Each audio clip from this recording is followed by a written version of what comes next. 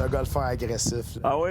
J'aime prendre des chances. T'sais. Je paye pour jouer au golf. On me paye pas pour jouer au golf. T'sais, moi, je suis rentré dans l'armée, puis je me mettais sur le terrain, puis j'étais un excellent soldat, un des meilleurs soldats. C'était ça, moi, que j'avais le goût de faire. Ça m'a donné une discipline de vie quand même que j'ai transposée dans mon parcours d'athlète. Le gars, il arrive, c'est un Hawaïen, il y a des dreads juste dans le milieu du dos, il y a des shorts cargo avec des poches.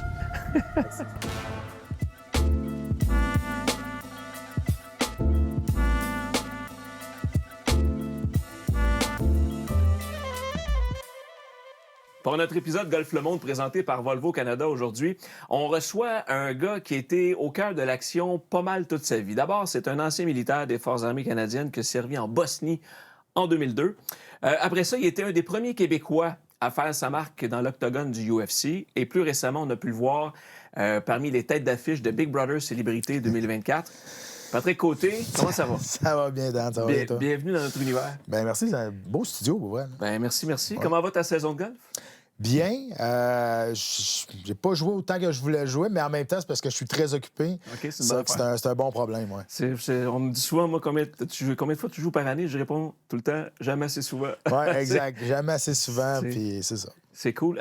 Écoute, j'ai envie d'en apprendre un peu plus sur toi concernant le golf. On a déjà été dans les mêmes événements ensemble. Ouais. On s'est déjà croisés au club de golf de Boucherville, mais je connais pas ton background de golf. C'est arrivé quand dans ta vie? Par exemple, est-ce que les arts martiaux mixtes sont arrivés avant le golf dans ta vie ou le golf est arrivé avant? C'est arrivé, le golf, je te dirais, c'est arrivé avant parce que mon père, c'est un grand golfeur. Il joue beaucoup au golf, puis il m'a initié à ça quand j'étais jeune. Puis moi, je voulais être un golfeur professionnel quand j'étais plus jeune, pour vrai. Tu as rêvé d'être professionnel de golf avant de faire des combats professionnels? Oui, exact. Puis à un moment donné, c'est parti d'un bord. Je sais pas qu'est-ce qui est arrivé, mais à un moment donné, c'est parti de l'autre bord. Je pense que j'ai eu plus de succès en combat qu'au golf, pour vrai. Mais ça a toujours été une passion pour moi. Puis, tu sais, quand je suis rentré dans l'armée, on a un terrain sur la base militaire avec Cartier qui s'appelle le Castor. Ouais. Puis c'est là que j'ai vraiment commencé à jouer beaucoup plus intensément puis vraiment développer ma passion pour ce sport-là. Parce qu'on s'entend là, qu'il y a un monde qui sépare les arts martiaux mixtes puis le golf, même au niveau professionnel. Là. Je veux dire, c'est-tu parce que tu avais une piqûre du combat, tu étais un gars qui aimait, comme je disais il y a quelques secondes, être dans l'action, le nez, là. Je pense la bagarre contre soi-même, j'aime bien ça, moi. Tu sais, je suis compétitif beaucoup plus envers moi-même qu'envers les autres. Puis, je dis tout le temps la même chose. Moi, je me suis battu dans la vie, mais pas parce que j'étais un gars violent, mais tu sais, c'était pour aller chercher la victoire avec les meilleures techniques que mon adversaire. Donc, pour moi, c'était ça, c'est devenir le meilleur athlète possible avec les meilleures capacités que moi, j'avais en moi-même. Ouais. Tu sais, le golf, c'est un peu la même chose. Sauf que je trouve que le golf, c'est le sport le plus dur au monde. Mais il reste le plus dur à maîtriser et être constant. Mais je trouve qu'il y a un beau parallèle entre les deux parce que, tu sais, si tu commences à être frustré quand tu te bats, puis tu oublies, puis tu essaies de racheter le premier round en faisant un beau deuxième round, mais c'est la même chose au golf. Quand tu manques un bon coup, tu peux pas l'effacer avec le deuxième. Faut que tu l'oublies puis tu gardes dans le plan de match. Un trou à la fois, puis un round à la fois, c'est un peu la même chose. Ouais. Moi, je me souviens personnellement exactement les premiers golfeurs qui m'ont marqué. Greg Norman, Jack Nicklaus, 86, un Masters, l'autre au British Open. Toi, le premier golfeur qui t'a marqué ou qui t'a ouvert les yeux sur le potentiel coolness que le golf peut avoir ou le côté plaisant, là? Moi, j'ai toujours apprécié voir Fred Couples jouer. Ah ben oui. Moi, je trouve qu'il a tout le temps resté très calme. Puis c'est un gars qui est hargneux aussi. S'il veut faire son coup, il va le faire. Peu importe. Il est vraiment tête de cochon, pour vrai. Ouais. Puis on l'a vu une couple de fois, prendre exactement la balle, faire exactement toujours le même coup parce qu'il savait qu'il était capable de le faire, ce coup-là. Puis même, on l'a vu avoir des pénalités, mais il dit non, c'est correct, je le fais quand même. Puis je trouve que il est smooth. Il y a un swing qui est smooth puis qui est tout le temps relax. Moi, ça a été un de mes golfeurs préférés pendant longtemps, ça, Fred Couples. Ah, puis même encore aujourd'hui, il est rendu à 60 ans passés, il a un swing de golf. Il m'a déjà dit, moi, parce que j'ai eu la chance de le rencontrer à l'ouverture du Maître à Tremblant, j'ai joué un trou avec. Wow. Mais ils n'essayaient pas de copier mon élan parce que c'est tellement naturel ce qu'il fait que tu dis, tu peux essayer d'imiter certaines affaires, mais il disait surtout, si vous pouvez reproduire une chose de ce que je fais, essayez de reproduire mon rythme. Ouais. Parce que son rythme, t'avoue, écoute, c'est complètement hallucinant. Oui, puis honnêtement, moi, ce qui m'a aidé beaucoup avec ma game de golf, c'est c'est exactement ça. C'est de trouver ton rythme. Ouais. Tu sais, c'est pas une question oui, il y a une question technique, les hanches, puis whatever, les mains passent. Mais le rythme, ça change tout. Ouais. Puis quand aussitôt que, mettons, je joue une bonne game, puis le lendemain, je joue à la même place, puis ça va pas bien, bien, je me rappelle tout le temps, OK, repense à ton rythme, reviens exactement à la même chose, puis pas tout le temps, mais souvent, ça se replace. C'est sûr. Dans l'octogone, tu avais le surnom de prédateur. Si on transpose ça au golf, ça fait drôle, là, mais t'étais-tu un golfeur ou t'es-tu un golfeur plus passif en situation de jeu ou t'es agressif plus collé à ton surnom de l'octogone? Je suis un golfeur agressif. Là. J'aime tenter des choses, j'aime prendre des chances, tu sais, puis... Moi, je paye pour jouer au golf. On me paye pas pour jouer au golf. Ouais. Hein. Fait que, tu sais, je m'en vais jouer au golf, justement. Tu sais, je vais avoir du fun. Fait que pour moi, avoir du fun, c'est essayer des shots, tu sais, essayer des choses, puis au détriment de peut-être jouer mieux? ça dépend comment ma game va. Tu sais, ça dépend. Tu sais, c'est sûr que si la game va bien puis j'ai un bon score... Tu sais, des fois, je vais... Mais c'est rare, quand même. J'essaie de me convaincre moi-même, là, mais c'est rare. Tu sais, juste un lay-up, j'ai de la misère avec ça. Ouais. Ben écoute, c'est intéressant parce que, tu sais que beaucoup de professionnels vont jouer les probabilités. Ouais. Puis c'est ça qui devient payant à la longue. Ben, je sais. Non, mais c'est quand même... C'est pour ça que je paye pour jouer au golf. C'est exactement pour ça. J'adore ça. Écoute, ton passage dans l'armée a été quand même important.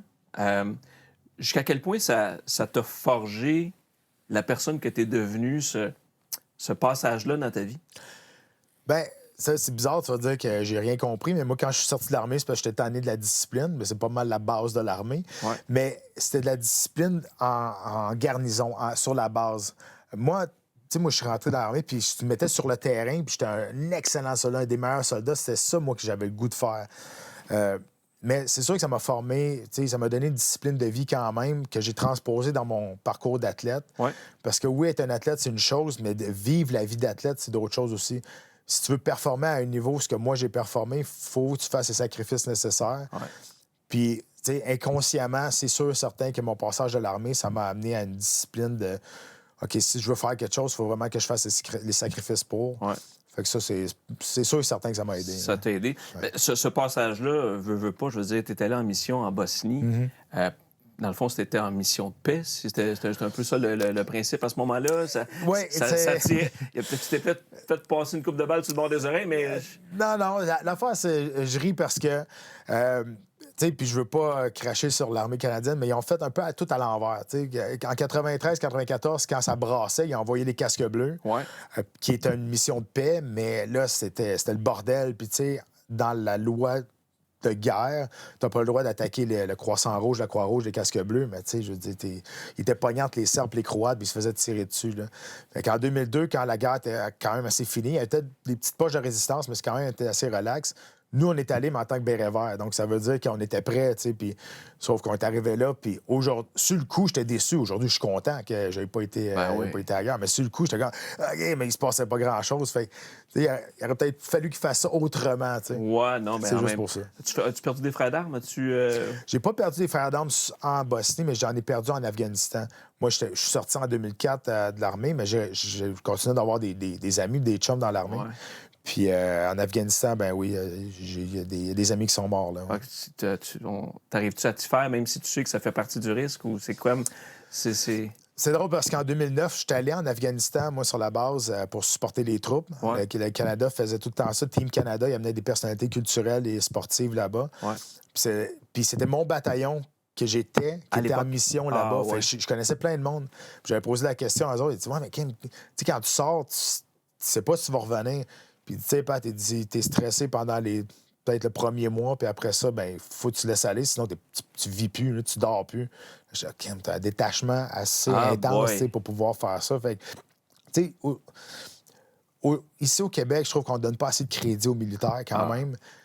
T'sais, ça me faisait rire quand il y a je ne veux pas trop m'éloigner du sujet, là, mais quand il y a eu la pandémie, puis le monde se promenait avec des pancartes « Liberté, liberté », je la regardais, je dis « Qu'est-ce que tu as fait pour mériter ta liberté? » Il y a du monde qui se sont battus sur le terrain justement pour que tu aies ta liberté aujourd'hui. Ouais. Puis les militaires, ils changent en base avant de sortir pour aller faire l'épicerie parce que ils n'ont pas honte, mais ils savent qu'ils se font regarder de travers. Quand tu regardes aux États-Unis, ils se font vénérer. Fait que je trouve qu'on manque beaucoup de respect envers les militaires ici. Veux pas, ton passage dans l'armée, ça a dû faire en sorte que ton golf ne s'est pas développé bien dans ces années-là. Tu as dû faire une pause à quelque part, non? Non, mais comme je t'ai dit, on avait un terrain directement sur la base. OK, là, c'est ça. Mais quand tu es en mission, oublie ça, le golf. Non, oublie ça, le golf. Non, c'est sûr.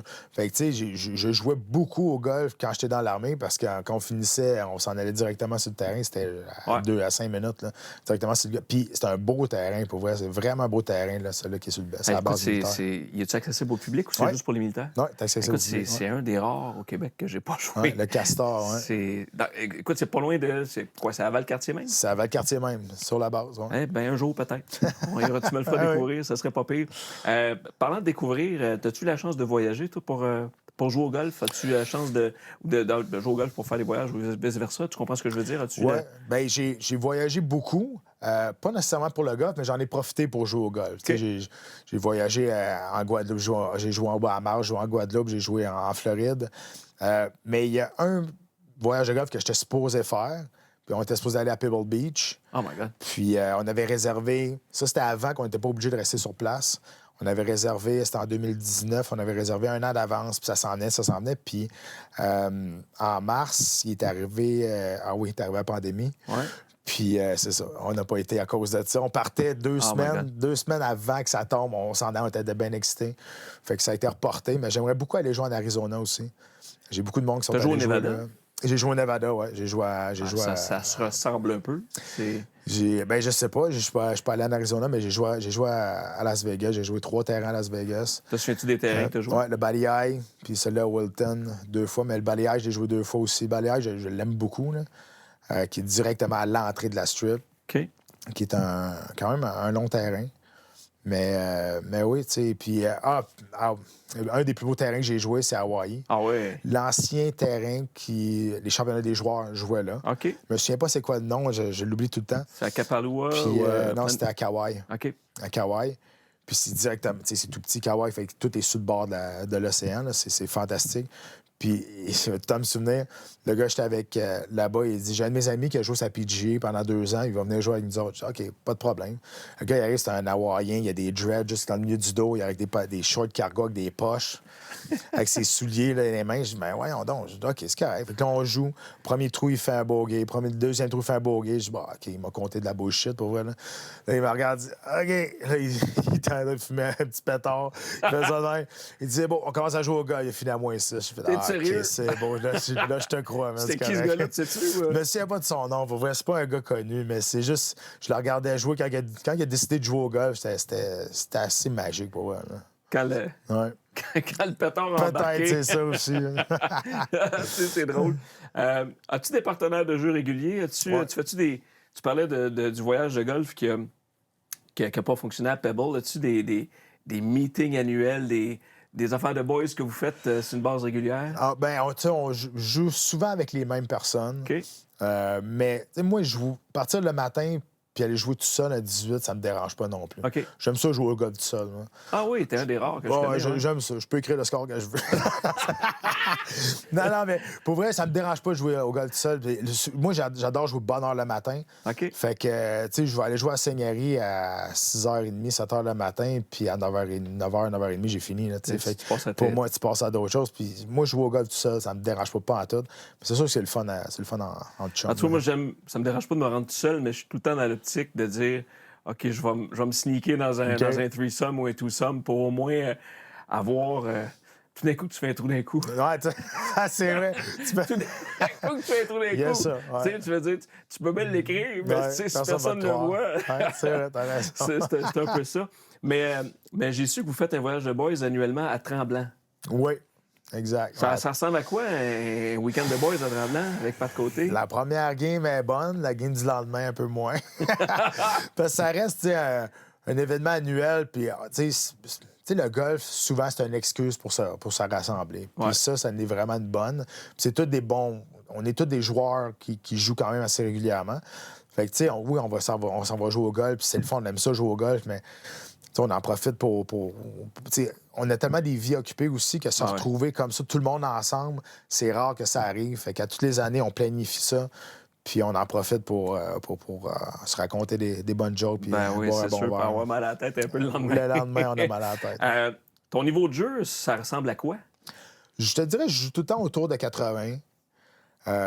Puis, tu sais, je suis stédé quand même. Je suis assez régulier autour de 80. Là. Fait que, tu sais, des fois, ça va mieux, des fois, ça va moins bien. Mais je te dirais, autour de 80, pour moi, c'est une bonne game pour moi. Tu as déjà brisé le 80? Ouais. OK. C'est quoi le feeling quand tu joues autour d'eux en fin de partie? Comment tu te sens? C'est drôle, hein, parce que j'en parlais l'autre fois de ça. Puis, j'étais à sa seigneurie, puis j'ai joué 78, puis je potais. Puis, j'étais nerveux. Puis j'étais comme nerveux. Puis là, je regarde mon chat, je dis, imagine, là, il n'y a personne autour du green, il n'y a pas de caméra, je gagne, il n'y a rien. Ce pote-là, je suis nerveux comme si j'allais gagner le Master. Imagine comment que la nervosité doit être dans le tapis à ceux qui... C'est ça le job, tu sais. Puis c'est fou, pareil, comment que ce sport-là t'amène pour moi, m'amène à une espèce d'adrénaline autre que le sport des combats, évidemment, mais c'est tout le temps une guerre envers moi-même, de battre ton propre score. T'sais, moi, je vais jouer avec du monde qui joue 100. Pour vrai, ça me passe par-dessus, 10 pieds par-dessus la tête. Puis des fois, c'est eux autres qui sont gênés. Ils disent, mais non, tu sais, toi, t'es quand même bon au golf. Je dis, hey, ça me dérange pas. Moi, je suis un terrain de golf. Là. Je pourrais être à l'usine en train de visser des boulons. Là. Ben non, j'ai un mardi avant midi, je suis un terrain de golf. Je suis assez privilégié. Là, fait que ça me dérange pas. C'est intéressant ce que tu dis parce que, dans le fond, c'est souvent... Le golf nous fait rêver à un score, nous fait rêver à voyager, mais ça nous sort du moment présent. Tu sais, quand on dit au golf, il faut être dans le moment présent, nonobstant la shot qu'on a jouée, fais un bon coup, profite-en, mais oublie-le. Oui, exact. T'as un mauvais coup, oublie-le rapidement parce que le coup le plus important au golf, c'est le prochain. C'est le prochain. Non, mais c'est ça. Ouais. Mais c'est capotant parce que ta réflexion de dire, hey, je flirte avec le 80, je vais jouer en bas une couple de fois, souvent, je pense que c'est juste l'approche mentale qui fait le petit déclic. Oh, 100%. Puis, tu sais, les joueurs, là, oui, ils frappent beaucoup de balles, ils frappent beaucoup, tu sais, les pros, ils en frappent. Mais l'aspect d'être régulier pendant 4 jours de temps, tu sais, ça, c'est l'aspect mental, là. Tu sais, Puis l'affaire, c'est que, tu sais, je prends un exemple Tiger Woods. Tu sais, Tiger Woods, à un moment donné, il a échappé bien raide. Puis c'est pas parce qu'il était moins bon, là. C'est parce que dans sa vie personnelle, c'était le bordel, là. Fait que mentalement, il était plus là, tu sais. Oui, il y a eu des blessures, là, mais il reste que le golf, c'est mental à côté. Puis aussitôt que tu commences à douter, aussitôt que tu commences à penser au golf, c'est fini. T'es fait. Fait que ta barrière psychologique de 80, dirais-tu que c'est plus psychologique ou technique dans ton cas? Oh, je te dirais, c'est 30% mental puis 70% technique. OK. Tu sais, je dis, je suis pas un professionnel. Je sais que je suis un bon joueur de golf, mais tu sais, il y a des coups des fois que, tu sais, il y a des bâtons que je prends pas. Il y a des bâtons que je sais que mentalement, je sais que ce bâton-là, je suis pas capable de le frapper. Mais c'est un blocage mental. Mon fer 5, je pense que je sais même pas qu'est-ce qu'il fait dans mon sac. Là. Mais mon fer 6 m'a le frappé les yeux fermés, je penserais pas. Et pourtant, exact. Et pourtant, ton coup le plus satisfaisant au golf, je te demande pas de dire ton plus beau coup à vie, là, mais mettons ce qu'on dit le go-to shot, là, le coup que tu aimes exécuter sur un terrain de golf, ton préféré, c'est lequel? Je te dirais c'est les coups à 110, 115 verges. OK. J'ai appris à...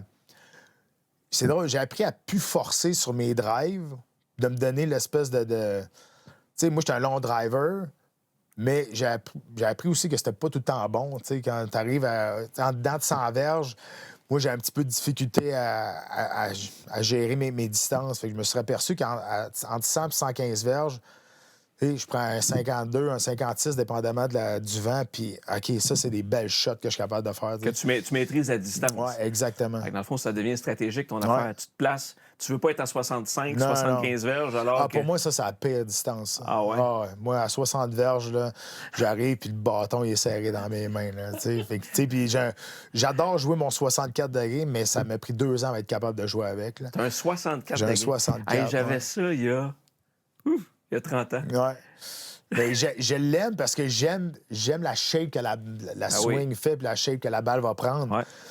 Mais en même temps, ça m'a pris 2 ans à être capable de jouer avec parce que je la prenais tout le temps sur le nez, je la shinkais, puis whatever. Aïe, aïe. Puis je pensais qu'il fallait que je frappe vraiment fort, mais non, c'était juste une question. C'est une shot de contrôle. Oui, exactement. C'est 64 degrés, tu n'essayes pas de la frapper un 1000, tu essayes de la frapper dans une petite cible. Ouais. Hey les amateurs de golf, vous avez envie, tout comme moi, de découvrir les plus beaux parcours de golf au monde? Ben avec Gendron Golf, vous avez l'occasion de réaliser le voyage de golf de rêve de votre vie, que ce soit sous le chaud soleil des Caraïbes ou encore sur les verts prestigieux des parcours américains ou encore des parcours incontournables en Europe, comme par exemple au Portugal, en Espagne, en Irlande et plus encore. Restez donc à l'affût des dernières nouveautés. Leur équipe vous proposera bientôt de nouvelles destinations et des expériences golfiques originales et diversifiées qui sauront plaire à tous. Et profitez de l'offre de voyage de groupe de Gendron Golf pour jouer avec certains des pros et des personnalités les plus réputées au Québec. Et pour un forfait individuel sur mesure, Gendron Golf prend soin de chaque détail et s'occupe même de réserver vos temps de départ selon vos préférences. Alors découvrez tous les détails sur gendrongolf.com et merci à Gendron Golf de supporter notre podcast Golf le Monde. Êtes-vous à la recherche d'une expérience de golf inégalée, peu importe la météo? Direction Centre du golf intérieur T-Golf, c'est à Saint-Bruno. Avec 7 écrans ultramodernes, vous serez en mesure de travailler sur votre élan dans des conditions immersives et vraiment réalistes. Et pour découvrir une expérience encore plus exclusive, découvrez notre section VIP avec écran ultra géant incurvé. C'est vraiment parfait pour une immersion totale. T-Golf, c'est l'endroit idéal pour pratiquer, se détendre, s'amuser en famille ou entre amis, ou encore pour des réunions d'affaires. Ne manquez pas cette expérience unique. Rendez-vous directement chez T-Golf. C'est situé à Saint-Bruno. Ou encore rendez-vous sur le tgolf.ca et vivez le golf différemment. Merci à T-Golf de soutenir notre podcast Golf le Monde. T-Golf, où le golf rencontre l'innovation. Dès le départ du projet Golf le Monde, on a tenu à se coller à des entreprises d'ici, question de produire des items personnalisés haut de gamme Golf le Monde, comme par exemple les gants Invictus ou encore les putters Maddox. Pour tout connaître de nos produits Golf le Monde, allez sur golflemonde.com. Vous allez découvrir notre collection de polos, de casquettes et de t-shirts. Abonnez-vous sans tarder à notre chaîne YouTube. C'est youtube.com/golflemonde. Et n'oubliez pas d'aimer nos pages sur nos différents réseaux sociaux, que ce soit sur Instagram, Facebook ou TikTok. C'est pas de la frapper un 1000, tu essayes de la frapper dans une petite cible.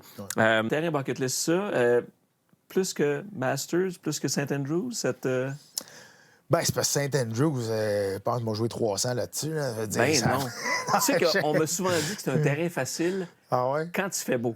Ouais, quand t'es dans la ligue aussi. Si tu te retrouves dans le rough, t'es dans un foin de même. Là, c'est ça qui arrive. Là. Apparemment que c'est un terrain, quand il fait beau, plus facile qu'on pense. Il fait beau quand, là-bas? Non, il fait pas beau souvent. C'est ça qui arrive. Il fait pas beau souvent. As-tu eu la chance de jouer au golf avec des combattants du UFC?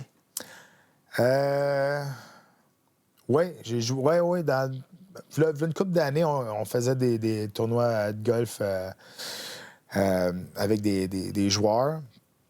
Et il n'y en a pas tellement qui étaient très bons, au vrai. C'est ça, j'allais te poser comme question. Y a-tu, parce que, je veux dire, tu flirtes avec le 80, en bas de 80. Connais-tu d'autres bons gars du UFC qui sont bons au golf? Non, j'en connais pas d'autres. Puis c'est drôle parce que moi, j'ai été le seul combattant, même aujourd'hui, à avoir été commandité par Callaway. Callaway, ben oui. Ouais, exact. Puis pourquoi moi j'ai fait ça? Je me suis dit que moi, je suis un passionné de golf. Puis dans le temps, on avait le droit d'avoir nos propres commanditaires. Fait que je me dis, penser outside the box un peu. Tu sais, tout le monde va sur toutes les compagnies de linge, des compagnies de suppléments alimentaires. Les gars du UFC, les arts martiaux mixtes, je me dis, si vous êtes des athlètes complets, même si parfois vous êtes brisés, t'as combien d'opérations dans ta vie? T'as 11 opérations au genou, puis je veux dire, ça n'a pas de bon sens. Mais je me dis, tu sais, je regarde, mettons, Oscar de la Hoya, l'ancien boxeur, qui est un popé golfeur. Je me suis dit, il y en a peut-être une couple dans l'UFC qui... Non, on n'a pas de Steph Curry avec nous autres dans l'UFC. Ça, c'est fascinant, Steph Curry, comment il est capable de faire le switch d'un sport basket court à devenir excellent sur le terrain de golf. J'ai parlé un peu de l'UFC, évidemment. Tu été retraité depuis 2017, après 34 combats. Y a-tu des journées que ça te manque, le feeling de l'octogone? le feeling, tout le sentiment qui est à part le sport va tout le temps me manquer. La compétition. La compétition, non. Tout qu'est-ce qui entoure. Puis, si la compétition me manque, je vais aller au gym, je vais mettre les gants, puis on va se battre. Ça, c'est réglé. Ça, j'ai pris ma retraite sur mes propres termes aussi, pas parce que j'étais plus carré de compétition, c'est juste parce que j'étais tanné. J'ai tout fait ce qui existe dans ce sport-là. Ouais. Mais ce qui arrive, c'est tout ce que je pourrais jamais être capable de recréer. La marche vers l'octogone. Entendre 25 000 personnes chanter mon nom. Ouais. Le Bruce Buffer qui me présente. Le premier contact visuel que j'ai avec mon adversaire, puis on se donne la main, puis OK, let's go. Se taper dessus pendant 15 minutes, puis on se regarde, puis on est content, puis on se prend dans les bras. T'sais, c'est toutes des affaires que, de l'œil extérieur, de monsieur, tout le monde, ça a l'air, voyons, vous êtes fuckés, vous autres. Là. Mais en même temps, c'est des affaires de même. J'en parle, j'ai encore des frissons parce que c'est des sentiments que je pourrais jamais être capable de recréer, mais je me mets en paix en disant, je les ai tellement vécus souvent, ces sentiments-là, que jamais je vais les oublier. Dans le fond, c'est cette espèce de dose d'adrénaline, comme probablement un chanteur rock devant 100 000 personnes qui... Oui, ben c'est ça. Puis c'est comme sauter en parachute. J'ai bien beau te dire, le cœur te reste pogné dans l'avion, mais si tu l'as jamais vécu, c'est dur à expliquer.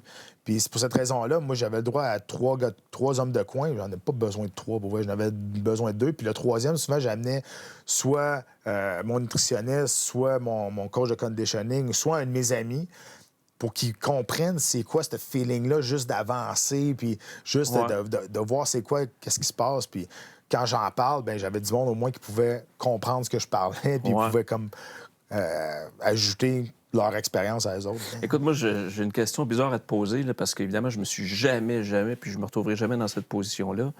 Mais moi, je me souviens d'avoir compétitionné au golf, puis d'arriver au terre de départ numéro 1, malgré toute ma routine de préparation, j'étais nerveux. Pulsation dans le tapis, des fois les mains moites. Ça, j'aimais pas ça. Quand tu arrivais dans l'octogone, là, malgré toutes les semaines de préparation, malgré tout l'entourage que tu avais, avais-tu une boule au ventre? Y a-tu un sentiment de peur qui t'habite? C'est drôle ce que je veux dire, là, mais je me dis, au golf, faut pas que tu aies peur d'aller dans l'eau, par exemple. Faut que tu vises un objectif. C'est quoi le sentiment qui t'habite? Y a-tu... Moi, j'ai appris très tôt à penser positif à la place de penser négatif. Ce que je veux dire par là, c'est que j'arrivais, puis c'était plus de l'excitation.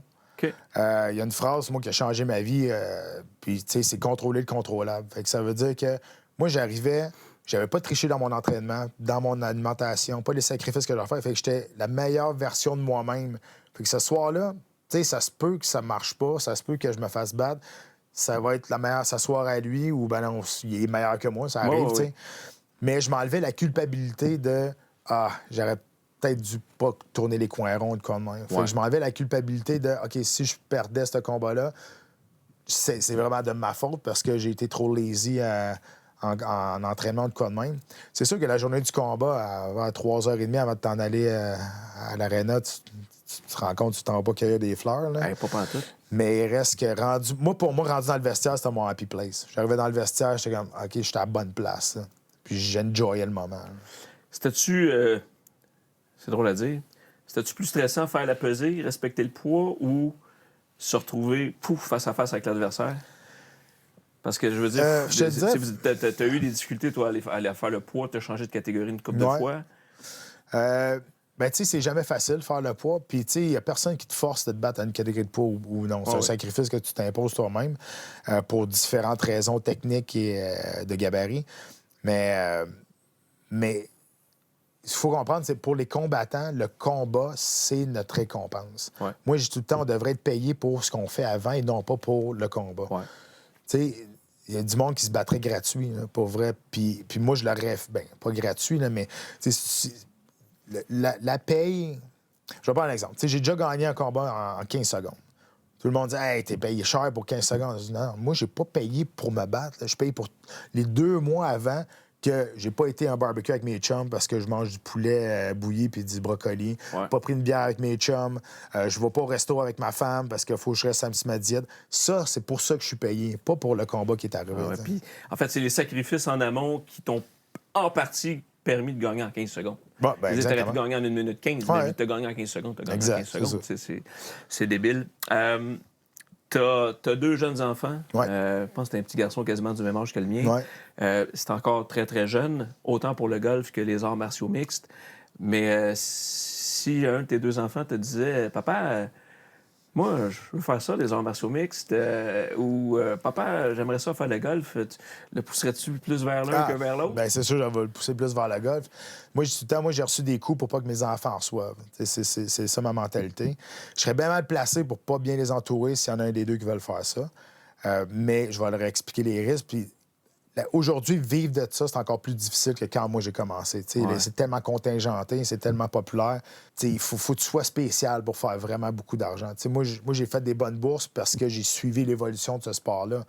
Mais aujourd'hui, c'est vraiment question de difficile. timing aussi. Oui, bien exact. Mais chacun son époque. Là, exact. C'est ça. Mais tu sais, ma fille, elle frappe déjà des balles de golf. C'est bon. Un de mes amis s'est construit une maison, puis on a mis un écran dans son garage. En haut, Nice. dans une pièce en garage. Fait qu'on y va, on frappe des balles. J'ai acheté un filet chez nous aussi, on frappe des balles. Tu sais, je peux pas dire qu'elle a développé une passion pour ça, mais Hey, moi, ma mentalité avec mes enfants, c'est je veux leur faire essayer de tout. Tu sais, ma fille, là, elle joue au soccer, elle fait des balles de golf, elle fait de la danse, elle fait de la gymnastique, elle fait du cirque. Moi, je veux leur donner le plus d'options possibles, puis à un moment donné, ils choisiront bien ce qu'ils veulent faire. Ouais. Tu sais, elle fait du jiu-jitsu brésilien aussi. Mon gars joue au soccer, mon gars fait du jiu-jitsu brésilien. Tu sais. Bon, là, à 3 ans, il faut dire que du jiu-jitsu brésilien, ils font plus des animaux que d'autres choses. Ouais, mais il reste que, tu sais, je veux qu'ils se développent une motricité pour être capable de faire quelque chose, oui. s'ils se développent une passion quelque part. Là. C'est sûr, c'est sûr. Restons dans le golf, évidemment. C'est qui le meilleur golfeur avec qui tu as eu la chance de jouer dans ta vie?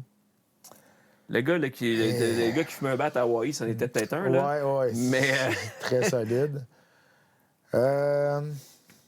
Écoute, je me souviens pas de son nom. On avait été jumelés avec le pro de terrain Sainte-Rose. OK. À Laval?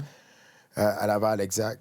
Moi, quelqu'un qui contrôle cette balle-là, tu sais, tu contrôles une petite balle avec un bâton croche. Moi, j'ai tout le temps ça. Fait que, tu sais, c'est dur, ce sport-là, à cause de ça. Mais c'est là que j'ai compris qu'il était à un autre niveau. Il m'expliquait les lignes sur le bâton de golf. Ouais. Là, tu sais, ça sert à quelque chose, ça. Ouais. C'est Mais pas là, là, comme juste pour... C'est ça.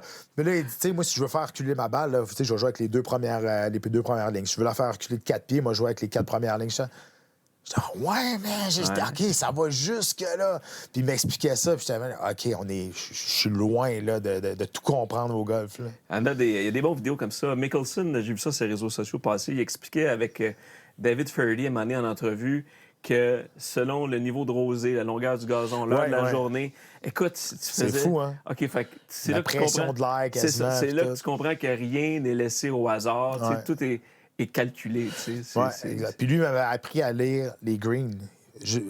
Notamment, il m'avait montré le grain, que s'il y a de l'eau là, ben là, le grain va aller vers là. Avant de jouer, il check où est-ce que le soleil se lève, se couche, parce que là, j'étais... OK, toi, tu viens pas juste frapper des balles, là. Tu comprends tout ce qui se passe dans l'atmosphère. Là. C'est le gars du jardin botanique. Ouais, c'est ça. Hey, je veux qu'on parle aussi un peu de télé-réalité. J'allais dire un jamais 2 sans 3. Parce que tu as fait The Ultimate Fighter il y a quoi, 20 ans? Back in the days, 2006. Puis là, tu viens de sortir de Big Brother Célébrité. C'est sûr que c'est pas la même époque. Mais t'as préféré quoi? Je te dirais, ça a fait moins mal dans Big Brother, je te dirais. Je pense que j'ai préféré... c'est tellement différent, tu sais. J'avais pas d'attache, moi, en 2006. J'avais pas d'enfant, j'avais pas une blonde stédée. Fait que je m'en allais là, puis c'était facile, tu sais. Je faisais ce que j'aimais de ma passion, puis on était à Las Vegas dans une 5 million mansion house. On s'entraînait 2 fois par jour. C'était pas compliqué, pour vrai, là.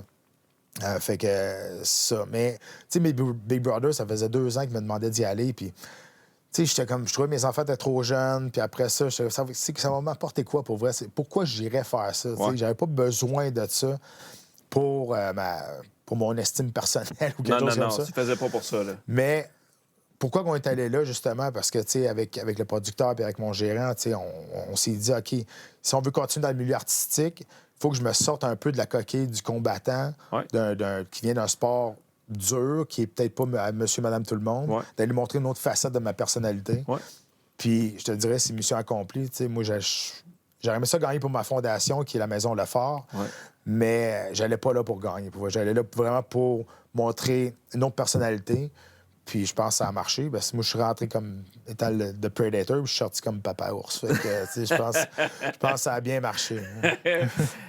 C'est une drôle de question, Pat, que je vais te poser, mais qu'est-ce qui est le plus fréquent pour toi?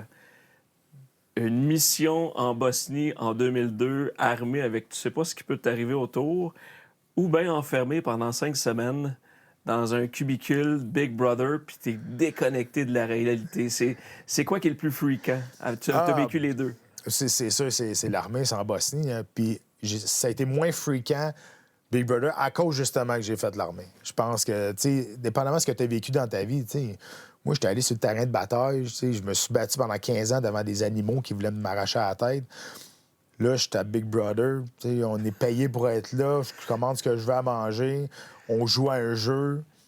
C'est pas si pire, tu sais, à part que je m'ennuie de mes enfants puis de ma femme, tu sais, c'est passager, là, tu sais, je vais revenir à la maison. C'est ça. Tu sais, j'ai parlé à Charles Hamelin parce qu'il était dans l'aventure avec vous autres, puis lui aussi, bien évidemment, il y a des jeunes enfants, puis il a bad trippé à un certain point, là. Tu sais, vous étiez... il m'expliquait que vous étiez un peu pas mal déconnecté, puis... Ben lui, il est resté jusqu'à la fin aussi, là. Ouais, c'est ça. long. Moi, je suis resté 5 semaines, lui, il est resté 3 mois. Hey, c'est long, là, 3 mois, là. C'est interminable. Wow. Fait que ta prochaine télé-réalité, c'est quoi? Ah, ben s'il y en a une sur le golf, ils vont peut-être la faire, là, mais tu sais, ils m'ont demandé si ils vont faire une espèce de All-Star. Okay. Ils m'ont demandé si j'étais intéressé, puis j'ai dit non. Moi, j'ai fait ce que j'avais à faire dans ce show-là. Puis je suis sorti avant de me mettre dans le trouble aussi. J'ai pas fait de move que ça aurait pu déplaire à l'auditoire. Ouais. Fait que, puis honnêtement, ce que j'ai voulu faire là-dedans, je l'ai fait, puis ça a marché. C'est mission accomplie. Là, depuis que je suis sorti de là, ça n'a pas arrêté. Je travaille beaucoup, puis je fais ce que j'aime. Fait que c'est ça qui est Tu travailles tellement que tu n'as pas beaucoup le temps de jouer, mais ça m'amène à parler de ta carrière en acting. Je veux dire, je veux rien t'enlever, mais de ce que je te connais, du parcours que tu as eu, il n'y a rien qui te prédestinait vers ça. Non. Corrige-moi si j'ai tort, mais tu n'as jamais rêvé à devenir acteur. Ben, je pense. Ben, non, mais, tu sais, je veux dire, tu regardes la télé, tu regardes les films de guerre, tu regardes Rocky, tu regardes whatever, tu sais. Moi, je me suis tout le temps dit, tu sais, ça a l'air le fun, tu sais, puis tu vas être un héros de télé ou whatever. Puis quand je me battais, j'ai fait quelques caméos dans différentes séries, puis tu sais, c'était facile, je jouais moi-même. Fait que je suis quand même bon à faire ça. J'espère. Puis quand j'ai pris ma retraite, 1 an après, je suis retourné à l'école. Moi, je suis retourné à l'école pour me former en tant qu'acteur. Okay. J'ai fait des ateliers fichaux, j'ai fait des dizaines d'ateliers, puis j'en fais encore aujourd'hui, même si je suis quand même bien établi dans l'acting. J'ai joué beaucoup au Canada anglais, j'ai joué dans 2 films américains aussi. Mais au Québec, c'est un petit milieu, puis c'est la raison pourquoi j'ai fait Big Brother aussi. C'est que pour que monsieur, madame, tout le monde sache je suis qui et qu'on puisse me mettre dans un rôle plus important dans des séries ici au Québec qui justifie ma place là-dedans. Ouais. Puis ça a bien marché, mais tu sais, pour moi, l'important dans la vie, c'est de se trouver une passion qui va te faire lever le matin. Moi, je l'ai fait pendant 15 ans de temps, même si c'était dur, j'ai vécu de ma passion qui était le combat.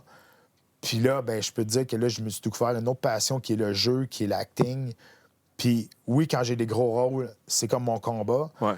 Mais comme quand je me battais, si je me bats pas, ben il faut que je continue à m'entraîner pour devenir bon. Ben je continue à faire des ateliers, des workshops. Je travaille avec mon coach de jeu. Tu sais, ça n'arrête jamais. Fait que c'est pour ça que je continue parce que c'est une passion que j'ai développée avec ce temps-là. On t'a vu dans Virage, Stat, Alerte. Tu travailles sur d'autres projets que tu pourras parler si tu veux. Mais qu'est-ce qui est, peut-être moins aujourd'hui, mais qu'est-ce qui est plus stressant? Se préparer pour un rôle, commencer une scène ou arriver devant l'adversaire dans l'octogone? Tout est dans tout, tu vas dire, mais... Ouais. Je te dirais, là, si tu m'avais posé cette question-là, il y a 1 an, je te dirais, arriver sur le plateau de tournage, puis, tu sais... Ben, je savais pas comment ça marchait. J'étais vraiment nouveau là-dedans. Maintenant, je sais comment ça marche. Je sais comment jouer. Je sais que je peux jouer maintenant. T'sais, avant, j'essayais de me convaincre, mais je regarde où ce que je suis rendu là puis où ce que j'étais il y a 1 an, complètement différent. Parce que j'ai travaillé avec les bonnes personnes. Mais j'ai joué avec des Claude Legault, j'ai joué avec des grands acteurs. Puis au début, je me disais, je vais être capable. Mais c'est encore plus facile. C'est comme jouer au hockey. Là, si je t'envoie la passe là, puis t'es Mario Lemieux, tu vas me la remettre sur la palette. T'sais. Ouais. Je te l'envoie là, tu vas me la remettre. C'est ça, c'est des Mario Lemieux de l'acting. Là. Puis c'est ça qui est cool. Puis j'ai appris beaucoup. Puis je suis devenu vraiment meilleur en travaillant avec du monde meilleur que moi. Ouais. Ce que je faisais aussi quand je me battais. Je m'entraînais avec du monde qui était meilleur de moi dans différentes disciplines. Puis quand je mettais tout ça ensemble, ben je devenais un bon athlète complet. Tu as l'impression que c'est le même scénario au golf? Quand tu joues avec un meilleur que toi, ça te force à essayer de faire un peu mieux? 100 Ben oui, 100 Puis, tu sais, il y a tout le temps l'aspect... tu sais, tu joues tout le temps avec un joueur... Ben, peut-être pas tout le temps, mais tu joues avec un joueur qui est frustré. Tu sais, ça le frustre, de quoi de même. Puis ça, faut pas que tu joues avec moi comme ça, parce que c'est ça qui va me mettre sur ton cas. Tu vas faire quoi? Parce que, écoute, je vais t'écœurer, c'est ça. J'aurais aimé ça. Écoute, à une certaine époque, ben, ça m'aurait peut-être corrigé assez vite. À une certaine époque, j'avais un mauvais tempérament. Ben moi aussi, au début, moi aussi, mais... Tu sais, ça m'a donné, tu te dis, hey, on joue au golf, c'est correct. Mais tu sais, je dis, tu veux briser ta journée, c'est correct, mais brise pas la mienne. Exact. Qu'est-ce qui te. Excuse-moi, on va le dire de même. Qu'est-ce qui te tape le plus ses nerfs dans une game de golf? Justement, un partner qui pète les plombs parce qu'il joue pas bien puis qui est en train de foutre la merde dans le groupe, ou un golfeur qui est lent, qui clutche pas, qui... je te dirais un Marshall qui arrête pas de venir te dire d'accélérer. D'accélérer, là, t'es bien, mais ils sont en avant, là. Mais les Marshalls avec du power trip, ça me tape ses nerfs, pas à peu près, honnêtement. Mais... tu sais, je te dis, ce qui me tape plus ses nerfs, c'est le monde qui pogne les nerfs, pas vrai. Ah ouais? Tu sais, moi, tu joues lentement. Tu sais, je suis pas pressé. Je regarde ce qui se passe, je regarde ma shot. Tu sais, je suis pas pressé de finir de jouer. Tu sais, j'aime ça jouer au golf. Ouais. Tu sais, si t'es désagréable, c'est pas le fun. Là. C'était super intéressant ce que tu me racontais tantôt. Tu es allé chercher le respect de tes pairs dans l'octogone durant ta carrière. Tu as fait ta place, ainsi de suite. As-tu l'impression que ce respect-là est en train de s'installer aussi au niveau de l'acting, par rapport au regard que Claude Legault, que je sais pas quel acteur t'entoure, là, mais le regard change. Est-ce que ça... Tu le sens? Je pense que oui, puis j'ai assez de respect envers ce métier-là pour pas le prendre pour acquis, puis continuer à me former puis à devenir meilleur. Ouais. Ici, au Québec, c'est pas parce que tu as un nom populaire dans un autre aspect qui vont te donner des rôles gratuits. Puis ça, c'est correct, puis c'est un petit milieu. Mais, tu sais, je viens de finir de tourner... j'avais un premier rôle sur une série qui s'appelle Double Jeu. Puis il y en a là-dedans qui ne savaient pas que j'étais un ancien athlète. Tu sais, j'étais populaire dans mon sport. Ouais. Puis un coup qu'ils l'ont su sur le set, ils sont venus me voir et ils disaient, hey, pour vrai, moi, je pensais que tu étais un acteur professionnel. Là, tu sais, je pensais pas que tu étais... Puis pour moi, ça, c'était un des plus beaux compliments qu'on pouvait me donner parce qu'il apprécie mon travail en tant qu'acteur et non pas, OK, c'est là, ça, c'est le gars qui... Mais je pourrais jamais me défaire de cette image-là. Tu sais, admettons que je gagne un Gémeaux, mettons, là. Mais ça va tout le temps être, hey, gars, c'est l'ancien gars du UFC qui est rendu acteur. Puis c'est correct avec ça, c'est correct. En fait, tu peux pas nier ton passé. Exactement, je peux pas renier d'où je viens, mais jamais je vais avoir le sentiment d'imposteur. Parce que je me forme puis je travaille pour avoir ce que j'ai. C'est drôle parce que je veux pas te comparer à, mais je sais pas si tu as vu le documentaire sur Arnold Schwarzenegger. Tu sais, il y a 3 vies en une. Ouais. Tu sais, je veux dire, à ton échelle, man, je ne vais pas dire que t'es Schwartz, mais je veux dire, t'as plusieurs vies en une. Puis je veux dire, c'est extraordinaire. Tu sais, c'est ça qui est le fun, quand t'es capable d'avoir différentes branches, puis de t'en aller. Puis juste, tu sais, moi, quand je suis sorti de l'armée en 2004, je me suis fait une promesse. Je me suis dit, moi, plus jamais je vais me lever le matin, puis ça me tentera pas de faire ma journée. T'sais. Moi, je suis sorti parce que j'étais malheureux dans l'armée. J'étais plus bien. Là. Ouais. Puis je peux te dire, encore aujourd'hui, 20 ans plus tard, je me lève le matin, puis je suis content de faire ce que je fais dans la vie. Puis ça fait partie de ce que tu as dans ton ADN de vie, ce que tu vas laisser comme trace. Puis non, c'est vraiment débile. Toi, tu tournes en anglais? Oui. T'es assez à l'aise. Aimerais-tu tourner aux États? Une grosse production américaine qui t'appelle. Là, tu dis oui, non, tu y penses? Bien, j'ai tourné un film avec Nicolas Cage. Puis c'est une grosse production. Puis tu vois que on est ailleurs, là, évidemment. Ouais. Là. Mais oui, j'aimerais... Oui, absolument. Puis tu sais, j'ai fait des auditions pour des séries canado-anglais aussi. Ouais. Fait que... ouais, moi, je jouais partout. Puis... merveilleux. Là, c'est le fun parce que je sais c'est quoi mon casting. Mais là, de plus en plus, tu sais, on m'enligne vers des rôles qui sont d'autres choses complètement. Tu sais, jouer des policiers, des bagarreurs, des gars de prison, j'en ai fait, là, tu sais. Fait que, puis c'est correct, puis je comprends ça au début, t'as ton casting, t'es collé après, mais ça n'en prend rien qu'un qui va te donner une chance de jouer d'autres choses. Ouais. Puis ça, je l'ai eu dans l'échappée la dernière saison. Ils m'ont fait jouer complètement autre chose, puis ça, c'était vraiment le fun, puis ça a super bien été. Ben non, je comprends. Fait que ça, c'est cool, ça. Fait que là, on va te voir sur le terrain de golf, c'est sûr. Mais on va te voir à la télé où, quand, qu'est-ce qui s'en vient? Ben, je continue à décrire les combats. OK. On est rendu à TVA Sport, là, présentement. Donc, ça fait 15 ans, moi, puis Jean-Paul et moi, qu'on fait ça. Là, on est un vieux couple, puis... tu sais, moi, je crois pas à la chance, mais je pense plus qu'on est privilégié d'avoir une longévité dans ce milieu-là en tant qu'animateur. Ouais. Tu sais, c'est un duo de commentateurs sportifs qui ont duré 15 ans, puis ça dure encore. Je pense qu'il n'y en a pas beaucoup, honnêtement. Là. Puis nous autres, on est conscients de ça, puis c'est pour ça qu'à toutes les semaines, tu sais, moi, je prends rien pour acquis. Moi, j'écris encore mes notes à la main. Tu sais, j'imprime rien. Puis, tu sais, ma femme a dit « Ouais, pourquoi tu n'imprimes pas tout? » J'ai dit « Quand je vais commencer à imprimer des affaires, c'est là que je vais devenir moins bon. Parce que ma préparation ne sera pas comme mon premier jour. Pour moi, la préparation, c'est la chose la plus importante. Fait que, tu sais, à tous les samedis soirs ou presque, on est là, on décrit les combats depuis 15 ans. Je donne beaucoup de conférences à travers le Québec, une conférence Tout est possible, qui s'appelle Tout est possible, sur un livre que j'avais sorti en 2016 sur la motivation et la résilience. Ouais.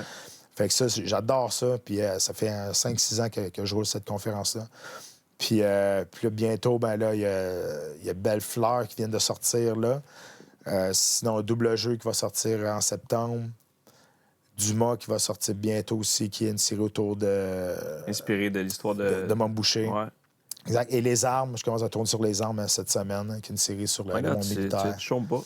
Non, c'est le fun, mais tu sais, dans notre monde, là, c'est comme ça. Le monde artistique, il ne se passe rien pendant 3 semaines, 1 mois, 2 mois, puis à un moment donné, bang, tout arrive en même temps. Fait que t'en profites quand ça passe. Tu fais de la place dans l'agenda. Oui, c'est ça. Tout ça. Hey, Pat, merci beaucoup pour ton temps. C'était super intéressant de t'avoir avec nous. On va tasser le mobilier, puis on va se réchauffer un peu dans l'écran. Ça te tente dessus? Ben oui. Excellent. Merci. Pour le petit moment ici, avec chacun de nos invités, ce qu'on fait, c'est qu'on leur fait jouer le Pain du Valley, qui est le 19e, un beau trou de golf ceinturé de rochers. On donne 5 balles à chacun de nos invités. Puis vous courez la chance, si vous êtes le plus proche de la cible à la fin de la saison, de partir avec une expérience de conduite d'1 mois avec Volvo Canada. OK. Donc, autrement dit, tu frappes tes 5 balles, tu prends le bâton que tu veux, puis si à la fin de l'année, tu es le plus proche, ben, tu vas recevoir un appel pour dire voici une belle petite voiture Volvo pour toi. C'est bon, on va essayer ça. C'est ça, Pat, let's go. All right. Installe-toi. Tu prends quoi comme club? Tu prends... Je vais prendre un 52. 52. C'est balles, parce que moi, je suis gaucher. OK, pas de trouble. Je veux juste te spécifier, tu as le droit à 5 balles, tu peux y frapper 5, mais tu peux m'utiliser comme lifeline si jamais tu en ressens besoin. Je peux être ton joker. OK. Si jamais, mais je pense que tu es assez solide pour mettre ça à la bonne place. Good swing. Good swing, un peu long. Un peu long, hein? OK, un peu long. 125. T'as-tu frappé 139 heures avec ton 52? Ouais, mais ça... frappe, t'es fort. J'ai tourné un peu. À droite, gauche. OK. Mettre dans le milieu, là. On peut attendre que ça soit vert. C'était ça. Un peu sport, oui, c'est vert.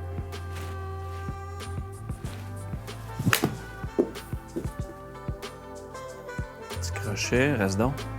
Reste donc. OK. OK, donne-tu une distance?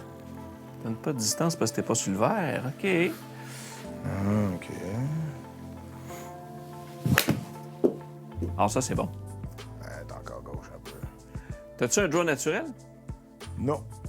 tu rentres un petit draw, là. 25 pieds 9. Fait que ça, c'est à 4? Ouais. OK, let's go. OK, on va mettre à la peine. Ben oui. Rentre donc un peu. Rentre. OK, let's go. On s'approche. Vas-y, Joker. C'est moi le Joker. Vas-y, Joker. OK. Moi, je vais prendre un wedge. Je vais swinger ça 3/4, easy. Puis je vais essayer de te mettre ça proche. 25 pieds 9, hein, t'as à battre aujourd'hui. C'est vert. Ça.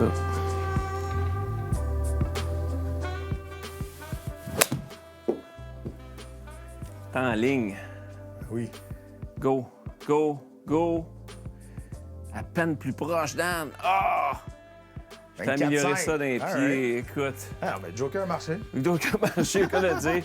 Merci d'être venu, Pat. Hey, merci bien. Puis au plaisir de jouer sur un vrai terrain, éventuellement. Oui, finalement. Ça serait le fun. Oui. Cool.